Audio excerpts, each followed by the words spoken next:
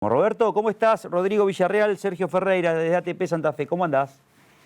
Rodrigo, Sergio, ¿cómo les va? Buenas tardes. Por intermedio de ustedes, para toda la audiencia, un gusto hablar con Santa Fe y claramente toda la región y hasta, como veo, la provincia de Entre Ríos. ¿Qué? Sí, Lo cierto es que, Rodrigo, yo creo que este es un momento donde los dirigentes que tienen responsabilidades públicas, que tienen responsabilidades representativas, es decir, diputados, senadores y otros cargos legislativos, porque no, el peronismo hoy no gobierna en la provincia de Santa Fe, son los que tienen claramente los lugares institucionales para expresarse. Obviamente que el peronismo tiene que tener posturas sobre cada uno de los temas, ¿no? Quiero decir, por un lado, a mí me parece que sobre todo en materia de seguridad, y bueno, yo soy de Rosario, digo, lo que tiene que ver con la ciudad de Rosario, pero tampoco esto tiene que escapar al resto de la provincia o ciudades, obviamente, como la capital, como Santa Fe, que también, digamos, tiene su problemática. Digo, tiene que haber también una contemplación, si se quiere, una espera, digamos, no una prudencia en cuanto a, bueno, esperar resultados y apoyar la gestión del gobernador Puyaro, que uno ve, más allá de que uno tampoco quizás comparta todo o alguna de las cosas que se dicen sobre la gestión anterior, digo que a veces se utilizan como chicanas o para diferenciarse, bueno, me parece que si entendemos que el problema de la seguridad y el problema puntualmente del narcotráfico es un tema que desde hace muchos años en la provincia de Santa Fe no se ha podido resolver y se ha agravado, bueno, me parece que entonces todos los que también tuvimos funciones de gobierno deberíamos tener la prudencia de acompañar y de esperar resultados y apoyar al gobernador en esta lucha, porque no creo que sea un momento donde sea beneficioso estar sacando una tajada, ¿no? Ver cómo uno saca una ventajita política. Me parece que son temas tan cruciales y los que somos personas de diálogo y de consenso, lo que queremos es que al gobernador le vaya bien en todas sus materias de su competencia, también y principalmente los que vivimos hoy una situación muy complicada, como por ejemplo en la ciudad de Rosario, bueno, queremos que al gobernador le vaya bien en esa tarea. Vuelvo a decir, ¿eso significa estar de acuerdo con todo? No, claramente que no, pero bueno, me parece que, digo, tampoco hay que estar buscándole el detallecito o hacer eje y agudizar las diferencias, cuando me parece que, insisto, hay que tener paciencia y hay que ser prudentes. Después, sobre otros temas, bueno, insisto, hay resortes institucionales de la oposición, del peronismo particularmente, en los distintos ámbitos donde son los dirigentes que tienen que expresarse. Digo esto ahí me porque quiero detener, Robert. A ver, vos hablás de esos resortes institucionales. ¿Cuáles son? Si vos tenés que delinear políticas estratégicas, decir, bueno, a ver, podemos armar dentro de todos los cuadros políticos del justicialismo, que ya hay una lista de unidad, ya están conformadas las autoridades, algunos quedaron afuera, pueden decir, bueno, nosotros apoyamos desde afuera del rasgo institucional, pero, a ver, hay legisladores, o sea, hablo de legisladores nacionales, hay legisladores provinciales, hay intendentes, hay sindicalistas. Digo, ¿cómo son esos resortes institucionales sobre una agenda que puede ir desde la educación a la producción, también a la salud? O sea, hay varios problemas dentro de la gestión Puyaro, más allá de la luna de miel. no, bueno, por supuesto que sí. De hecho, los dirigentes gremiales, más allá de distintas extracciones sectoriales o políticas, bueno, están obviamente en una discusión importante en torno a lo que tiene que ver con la cuestión más paritaria, más vinculada a lo que tiene que ver con las condiciones laborales, ¿no? En ese sentido, por supuesto que eso es visible. Después, indudablemente, hay diputados y senadores que son los que en cada una de las cámaras legislativas de la provincia tienen que hacer oír su voz. Yo creo que los legisladores nacionales del peronismo están en una tarea realmente complicada y que respeto, porque, bueno, están enfrentándose a un gobierno que está no solamente maltratándolos a ellos como institución, al Congreso, sino que lamentablemente busca todo el tiempo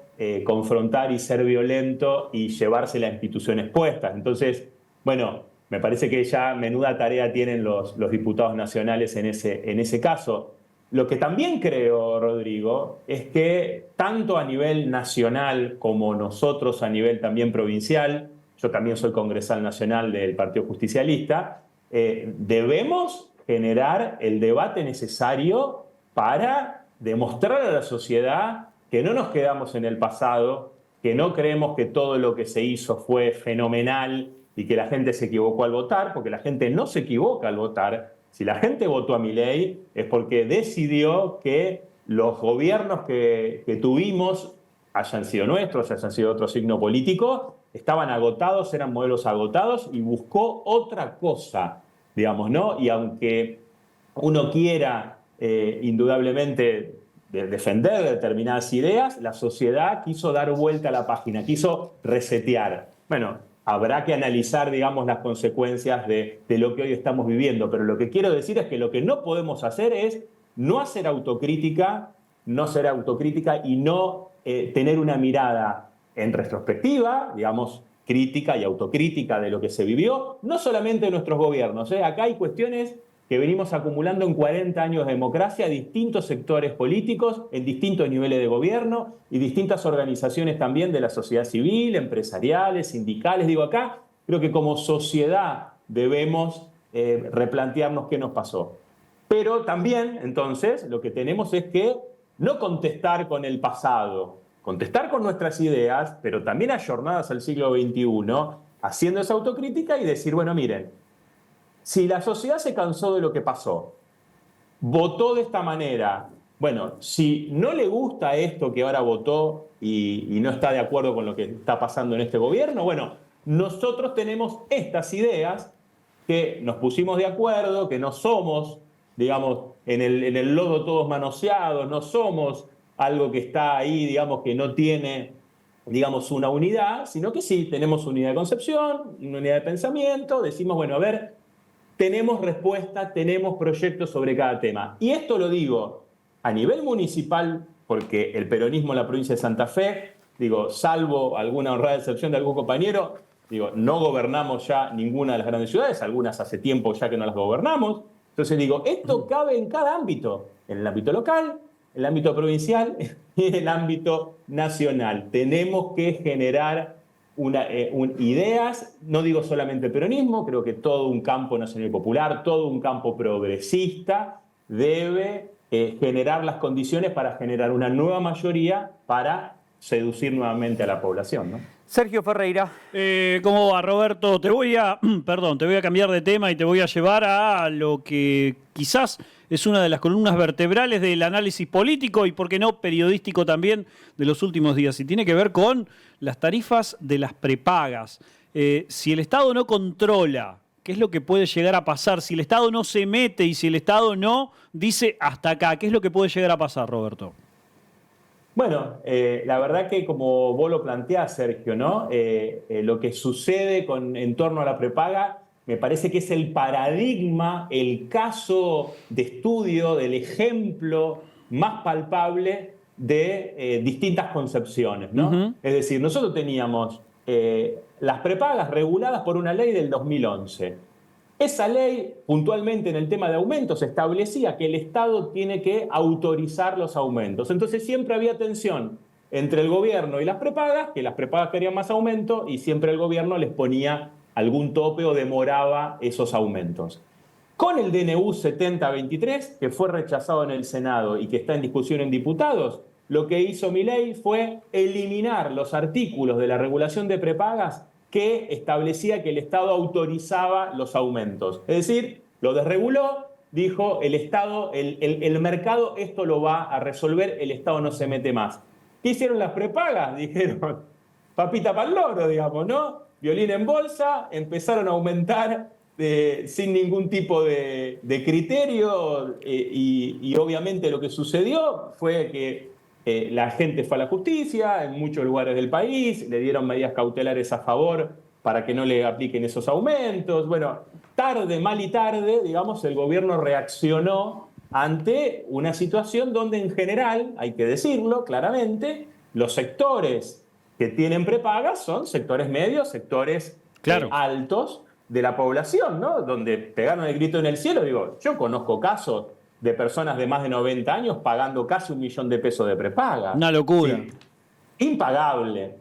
Entonces, digo, si bien esto es algo voluntario, porque nadie te obliga a tener una prepaga, si bien es cierto que son empresas y necesitan rentabilidad, lo cierto es que no es si yo me compro un whisky, un auto o me voy de viaje. Estoy hablando de la vida y de la salud de la gente. Obviamente, pero con ese criterio criterio que decís, tampoco nadie nos obliga a tener internet. Bueno, pero claramente, digamos, hay cuestiones que se vuelven esenciales. Claro. Y por eso, por eso digo que esto es paradigmático, Sergio, porque en este tema lo que en definitiva estamos viendo es qué pasa cuando el Estado interviene con un Estado presente que cuida a su ciudadanía y un Estado que se aparta, donde el presidente dice que el Estado es una organización criminal, lo quiere dejar librado al mercado. Y resulta que le sale el tiro por la culata porque terminan como un boomerang dándose cuenta que tienen que volver a intervenir. Total. Y entonces le dijeron a las prepagas, usted tiene libertad, muchacho, esto es libre mercado. Las prepagas hicieron así y le dieron para adelante con los aumentos y ahora le dicen, no, pero pará, dice, te fuiste. Tanta libertad no. Roberto, ahí quiero detenerme en algunos jugadores que son representantes de la prepaga, apuntaron directamente, creo que Milei siempre apunta a un actor público, una figura pública, lo saca del ostracismo, dice Velocopit es el demonio de las prepagas, bueno, tuvo que dar un paso al costado. Bueno, es uno de los dueños de América, se metió, digamos, con la campaña de Massa, etcétera, etcétera. Porque esto es toda una ensalada rusa de conflictos de intereses. Ahora, el problema es ahora que hay una especie de abordaje de que el gobierno quiere que retrocedan a través de cautelares, a través de presentaciones judiciales. A ver, ¿cómo ves que van a funcionar según tu criterio dentro de la Constitución? O sea, ¿cómo va a funcionar el Poder Judicial en esto? ¿Le va a dar la posibilidad a estas presentaciones judiciales o no en defensa de la sociedad civil?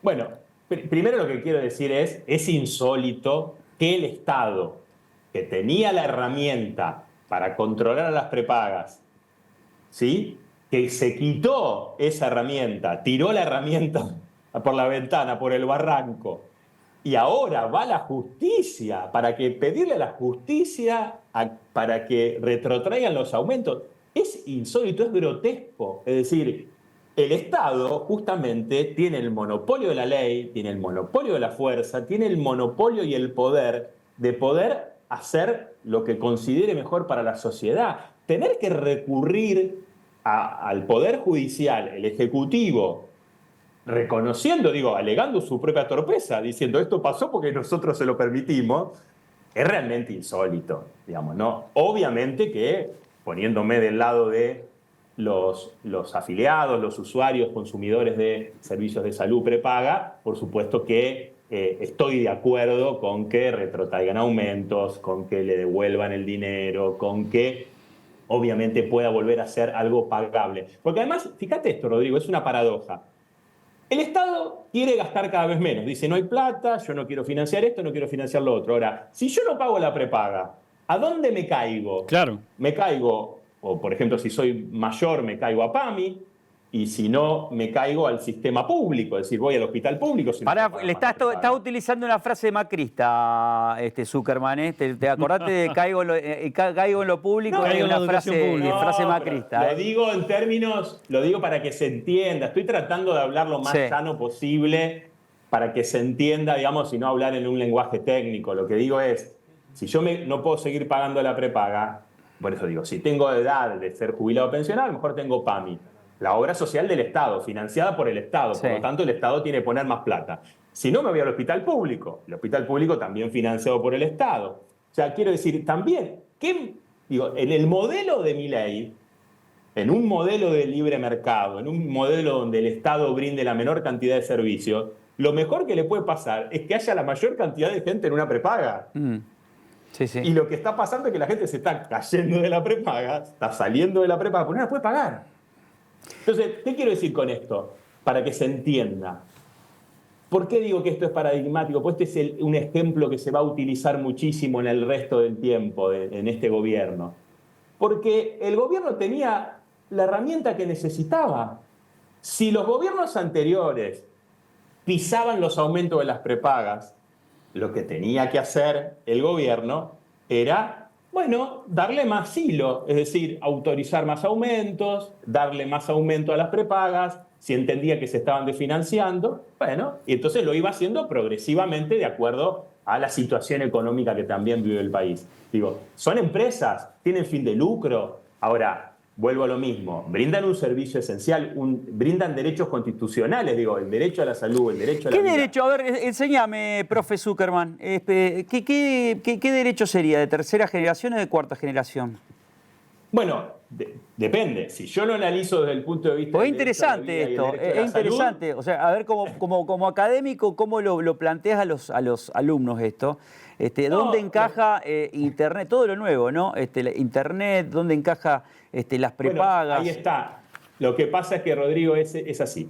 Si yo lo veo como derecho a la vida y derecho a la salud, tengo la Constitución y tengo los tratados internacionales que en forma genérica todos tratan vida y salud, pero además tengo dos tratados que son los dos últimos que se incorporaron a la Constitución, que es la Convención de Personas con Discapacidad y la Convención de Adultos Mayores, digamos, ¿no?, que justamente están protegiendo en estos casos, aún mayor de lo que protege la Constitución con los tratados que tienen jerarquía constitucional, que vale la pena decir, hablando con un medio de Santa Fe, digo, este año se cumplen 30 años la reforma del 94, Sí. digo, me parece justamente un momento muy oportuno para hablar mucho de la Constitución. Digo, eso sí lo miro desde el punto de vista de los derechos esenciales que tenemos que proteger. Pero suponete que yo lo dejo un poquito de lado a eso y lo miro, como decís vos, como un derecho de tercera generación, derecho de consumidores y usuarios. Bueno, esos derechos de consumidores y usuarios, hace 30 años, en la reforma del 94, se incorporaron en el artículo 42 de la Constitución. O sea, tienen también jerarquía constitucional los derechos de tercera generación de consumidor y usuario. ¿Y qué dice justamente este artículo? Dice que yo tengo que cuidar la salud de las personas y que yo tengo que controlar a las empresas que brindan este tipo de servicios o de bienes. ¿Por qué? Porque hay una desigualdad. Es un derecho protectorio el derecho del consumidor. La ley 24.241, la vieja ley que sufrió muchas modificaciones, siempre contempló eso, que es dar más derechos a usuarios y consumidores. ¿Por qué? Y porque no hay un equilibrio entre las dos partes contratantes. Claramente son siempre contratos de adhesión. Yo estoy acá, ¿te gusta? Y si no te gusta, andate.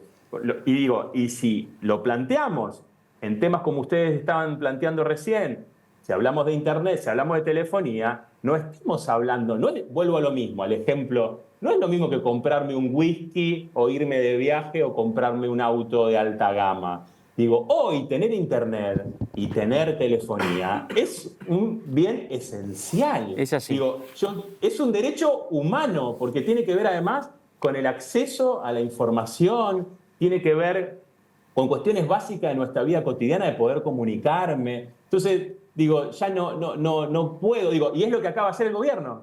El gobierno también acaba de tomar una decisión para que aparentemente también las empresas... De regularizar las empresas.